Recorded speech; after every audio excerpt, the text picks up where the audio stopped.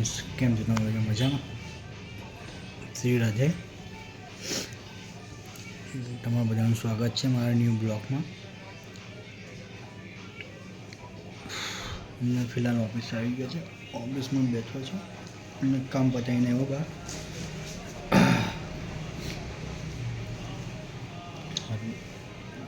દુખે છે આજે તો, એટલે વાત કરીએ તમારા સાથે.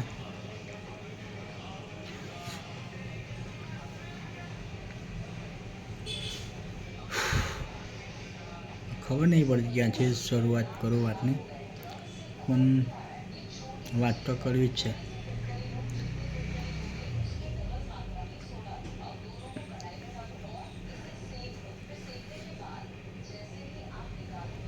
અત્યારનો આપણો જે સમય છે એ ખૂબ જ,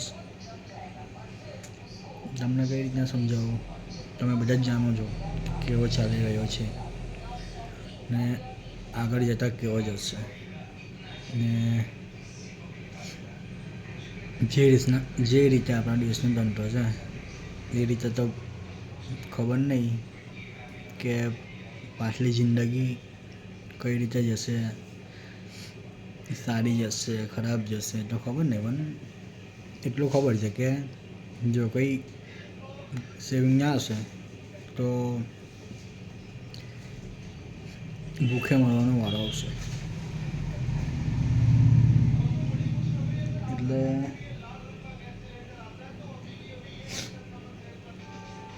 આપણો દેશ તે તરફ જઈ રહ્યું છે અને આપણા બધાને જ ખબર છે, પણ આપણે કોઈએ બોલવું નથી. હવે પોતપોતાની લાઈફ છે એટલે કોઈને કંઈ કહેવું ના જોઈએ. તો સમય આવશે એટલે સમય એનું કામ કરશે. સમય જતાં જતાં બધાને ખબર પડી જશે શું છે શું નહીં, કઈ રીતના જીવાશે કઈ રીતના ના જીવાશે. ને ફિલહાલ તો સચ્ચાઈ તો એક જ છે કે જાતે કમાઓ, જાતે મહેનત કરો ને જાતે ખાઓ. કોઈ આપવાનું નથી, કોઈ પૂછવાનું નથી ને કોઈ પૂછવાનું નથી. એટલે ચર્ચા તો કોઈ વસ્તુની છે. મહેનત આપણે જ કરવાની છે ને આપણે જ લાઈફમાં આગળ વધવાનું છે. બાકી કોઈ પૂછવા આવવાનું નથી ને આવશે પણ નહીં. એટલે આવો જે કંઈ વહેમ હોય તમારા મગજમાં તો કાઢી નાખો.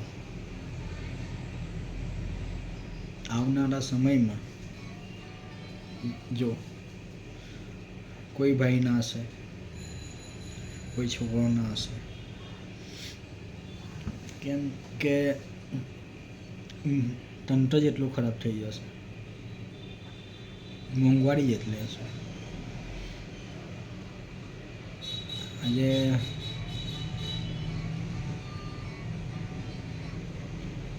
સિટીઝનશીપ H1B વિઝા વિશે વાત કરીએ તો H1B વિઝા પર આજે ડોનાલ્ડ ટ્રમ્પે એવો નિર્ણય લીધો છે કે જ્યાં જોબ કરે છે લોકો H1B1 વિઝા પર, હવે એ લોકોને રિન્યુ માટેનો પણ સમય ના હશે. જેવી વિઝા પૂરી થશે એવો ઇન્ડિયા રિટર્ન. તો એનો તો સીધું જ કહેવું છે ડોનાલ્ડ ટ્રમ્પનું, તમે હવે ઇન્ડિયા જઈને તમે સરકારને સવાલ કરજો. એટલે આજે 5-6 વર્ષની અંદર જે ઇન્ડિયા છોડવાવાળા લોકો છે એ બધા બહુ જ ગણતરીમાં છે. ને આજે અમેરિકા નહીં, કેનેડા, UK એટલે ધીરે ધીરે બધી જ કન્ટ્રીઓમાંથી આપણને રિટર્ન કરવા માંડશે. એ વસ્તુ શ્યોર છે. જ્યારે એ લોકો ઇન્ડિયામાં આવશે ને ત્યારે ઇન્ડિયાની હાલત એટલી ખરાબ હશે કે લોકોને નોકરી તક નથી મળવાની, ભૂખે મરવાનો વારો આવવાનો છે. એ વસ્તુ શ્યોર છે. તો પણ આપણે ક્યાં સુધારવાના? આપણે તો આપણી મોજ મસ્તીમાં રહેવાનું છે. આપણે ક્યાં સરકારને સવાલ કરવાના? આપણું ઘર ચાલે જ બહુ છે. આપણે જીવી લઈશું. હવે આપણી પાસે આપણે એજ પણ કેટલી રહી છે, આપણું જિંદગી કેટલી રહી હવે. પણ આપણી જે પેઢી આવશે, આપણા જે બચ્ચાઓ છોકરાઓ આવશે, એનું શું? એનું ભવિષ્ય શું? એ લોકો પણ આપણી જેમ જ જીવશે, આપણી જેમ જ સ્ટ્રગલ કરશે. આજે સરકારી સ્કૂલો બંધ થઈ ગઈ છે. મોસ્ટ ઓફ સરકારી સ્કૂલ બંધ જ છે. હશે એક બે ચાલુ. એજ્યુકેશનને લઈને આપણો દેશ ઝીરો છે. એ તો સોરી. કેમ કે જે એજ્યુકેશન લોકોને ફ્રીમાં આપવું જોઈએ, કે આપણી સરકાર જીએસટી લઈ છે એજ્યુકેશનના નામ પર. પ્રાઇવેટ સ્કૂલોની ફી, કે આજે માણસનો પગાર 10,000 હોય, 20,000 હોય, એમાંથી વર્ષની ફી એ લોકોની 30,000, 40,000 સ્કૂલની ફી હોય છે. ને કોલેજોની તમે વાત જ ના પૂછો. બરાબર. જે વસ્તુ સરકારે ફ્રીમાં આપવી જોઈએ એ વસ્તુનો ફી લઈશ. તમે પોતે વિચારજો કે આગળ જતાં આપણા છોકરાઓનું ભવિષ્ય શું થશે. થવાનું તો કંઈ જ નથી. જે આપણે જીવીએ છીએ એ લોકો જીવશે, પણ એમનાથી મજૂરી ના થશે. આપણે અત્યારે કંઈ પણ કામ કરી લઈશું, પણ એમનાથી તો ના જ થશે. એ તો તમને બધાને ખબર છે. સરકારી નોકરી છે નહીં અત્યારે.